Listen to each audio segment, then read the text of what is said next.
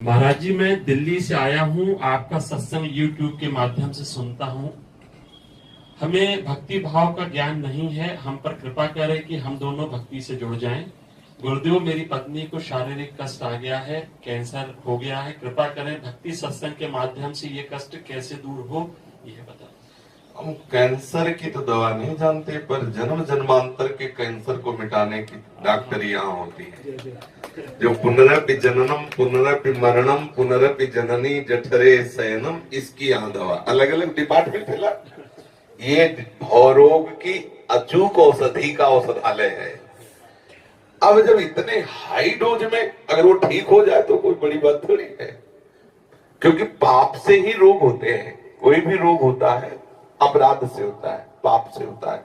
और जब हम भगवत शरणागत होते हैं, भजन करते हैं, भगवत नामामृत लीलामृत चरणामृत का पान करते हैं, तो अकाल मृत्यु हरणम सर्व व्याधि विनाशनम विष्णुपादोदकम पीत्वा पुनर्जन्म न विद्यते।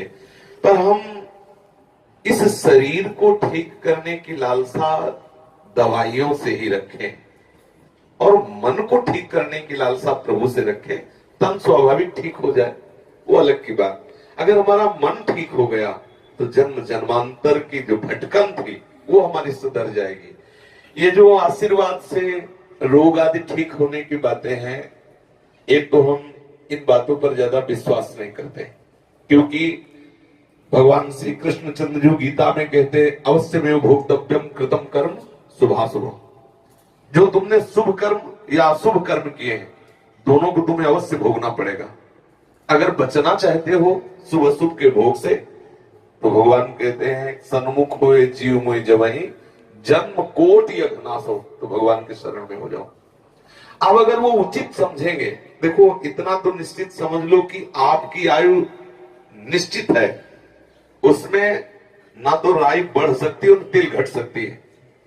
जो विधना ने लिख दिया छठी राव के अंक, राई घटे न तिल बढ़े रहुरे जीव निसंग। ये बात समझ आ गई। अब हमें इस विचार पे जाना है कि ये रोग बढ़े या घटे, हमें इस पर दृष्टि नहीं। इस रोग का प्रभाव मेरे मन पे ना पड़े और मैं आनंदित रहूं, क्योंकि मरना तो निश्चित है। वो अगर आपको बुधवार के दिन मरना है तो अमरौती खा लो, अमृत पी लो, तो बुधवार के दिन तुम मर जाओगे। अगर नहीं मरना है तो हमें डॉक्टर ने कहा था 5 वर्ष में मर जाओगे, 15 साल हो गए तुम्हारे सामने बैठे हैं। अब डॉक्टर है कि नहीं वो पता नहीं, लेकिन हम आपके सामने बैठे हैं। और हालत थी ऐसी हालत थी, ऐसी किडनी की थी, लेकिन रोज ऐसा जैसे नौका ना लगे कि अब डूबी और कितनों को पार कर दिए, अभी डूबी ले। ये ऐसी दशा, हम हरि के सहारे हो जाए। हम चाहते हैं कि ये दवा खाओ जो हम दवा खाते हैं कि कैंसर भले कोने में बना रहे, लेकिन हमारा मन प्रिया प्रीतम के चरणारविंद में हो। और ये परम निश्चित है कि अगर आपको 1 वर्ष बाद मरना है तो 1 वर्ष बाद मरना है। बड़े बड़े स्वस्थ किडनी और दिल वाले और लीवर वाले 1 मिनट में चटनी हो जाते हैं, रोड में नहीं हो जाते। तो हम मरने से क्यों डरे, क्योंकि वो तो मरना है, वो एक तिथि निश्चित है। अब हम इसमें वो कार्य कर लें जो किसी और जन्मों में नहीं हुआ, जो और किसी कार्यों से लाभ नहीं मिलता, वो है भजन। अगर हम भजन करने लगे तो क्या नहीं हो सकता, भजन से क्या नहीं हो। एक कैंसर की बात, पूरे विश्व का कैंसर नष्ट हो सकता है।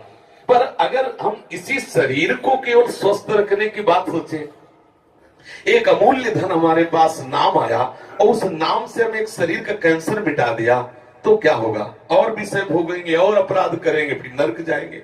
हम मन का कैंसर क्यों न ठीक कर ले, मन हमारा भजन में उन्मत्त हो जाए, जन्म जन्म की बिगड़ी बात बन गई। इस पर हम ज्यादा जोर देते हैं।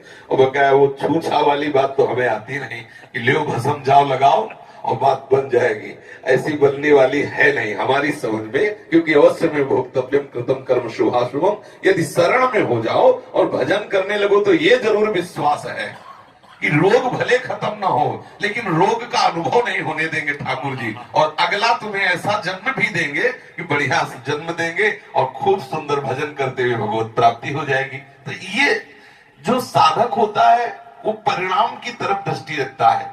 जो विषयी होता है वो तत्काल पर वर्तमान पर दृष्टि रखता है कि आज रोग नष्ट हो यार, कल किसने देखा। साधक सोचता है आज रोग बना रहे, लेकिन कल हम स्वस्थ होकर उस सच्चिदानंद रस में पहुंचे जहां अन्य साधनों से नहीं पहुंचा जाता। इसलिए ऐसी बात है।